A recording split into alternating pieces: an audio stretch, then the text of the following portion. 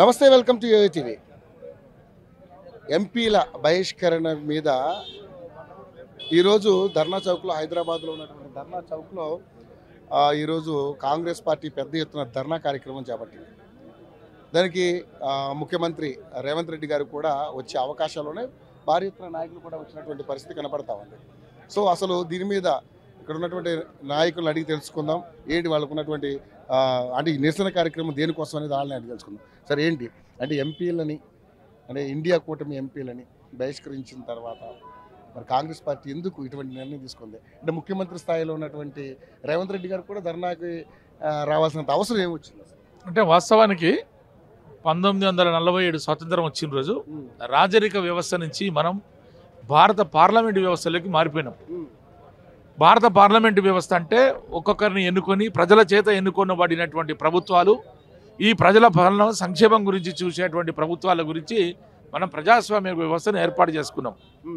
నిజంగా 75 సంవత్సరాల భారత స్వతంత్ర చరిత్రలో ఈ రోజు జరిగినటువంటి దాష్టికం, దుర్మార్గం, దౌర్జన్యం మరెప్పుడు జరిగి ఉండదు.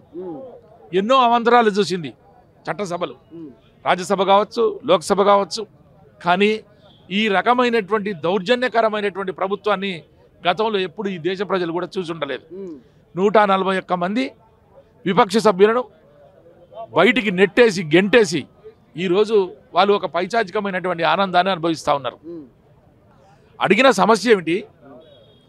భారత పార్లమెంటు మీద దాడి జరిగితే దాని గురించి ప్రస్తావించకుండా దాని గురించి మాట్లాడమని కోరితే ఈ విపక్ష సభ్యులందరినీ ఏదో నెపం పెట్టి బయటికి నెట్టేసి ఈరోజు ఒక పైచాచికమైనటువంటి ఆనందాన్ని అనుభవిస్తుంది భారతీయ జనతా పార్టీ.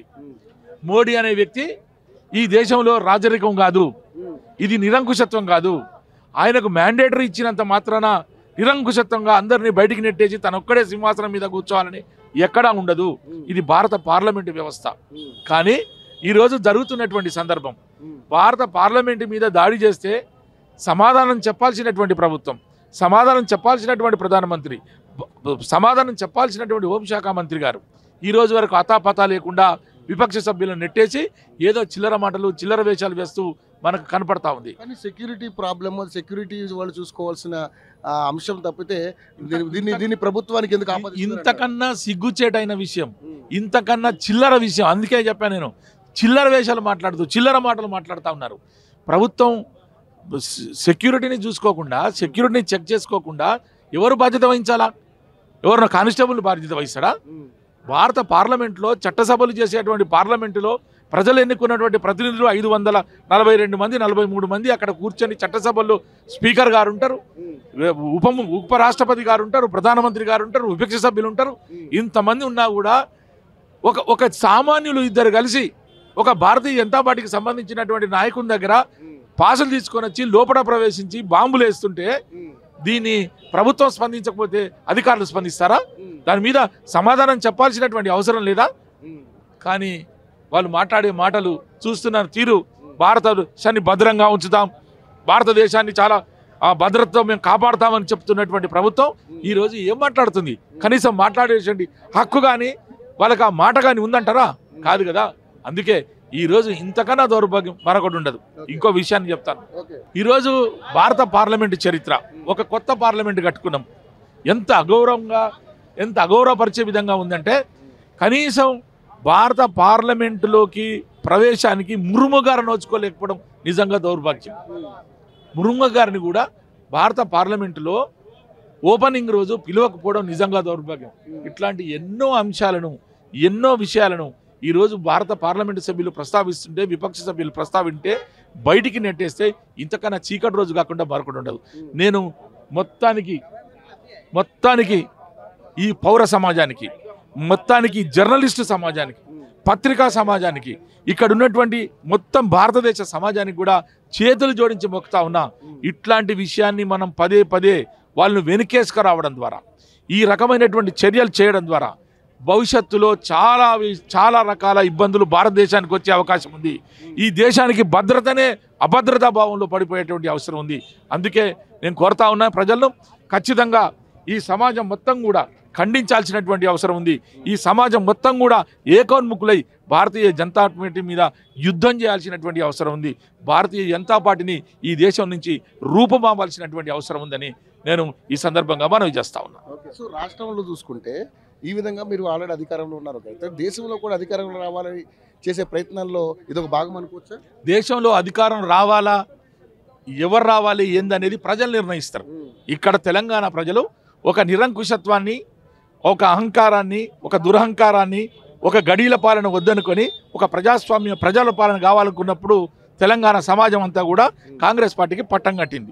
దేశంలో కూడా అదే విధమైన మార్పు వచ్చినప్పుడు ఖచ్చితంగా ప్రజలు నిర్ణయిస్తారు, కాంగ్రెస్ పార్టీ నిర్ణయించదు.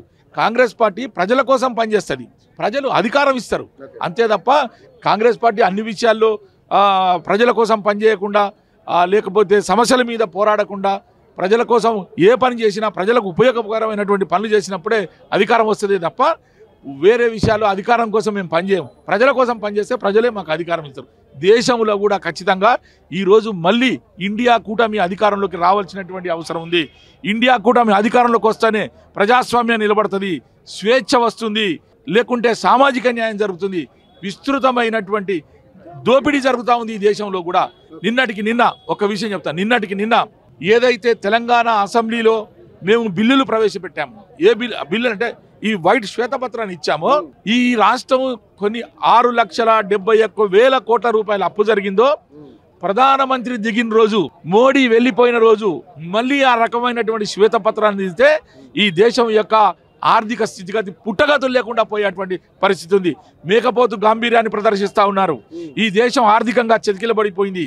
కేవలం దేవుళ్ళ పేరు మీద, లేకుంటే రాజుల పేరు మీద గతంలో 50 ఏళ్ళు, 60 ఏళ్ళు, 100 సంవత్సరాలు జరిగినటువంటి చరిత్రల మీద వీళ్ళు సమాజాన్ని పక్కదోవ పట్టిస్తూ చేస్తున్నారు తప్ప ఈ రోజు ఏం జరుగుతుంది ఈ దేశంలో, ఈ రోజు ఏ విధంగా తినగలుగుతున్నాం, నిరుద్యోగం ఏ విధంగా ఉంది, ఉద్యోగాలు ఏ విధంగా వస్తున్నాయి, ఆర్థిక స్థితి ఏ విధంగా ఉంది, సామాజిక న్యాయం ఏ విధంగా ఉంది, ఈ రకమైనటువంటి ఏ ఆలోచన లేకుండా కేవలం దేవుళ్ళ మీదనో, దేవుళ్ళకు దండం పెట్టలేదనో, లేకుంటే ఇంకో మతస్థులకు ఇది చేశారనో అది చేశారనో దీని మీద కాలం గడుపుతా ఉన్నారు.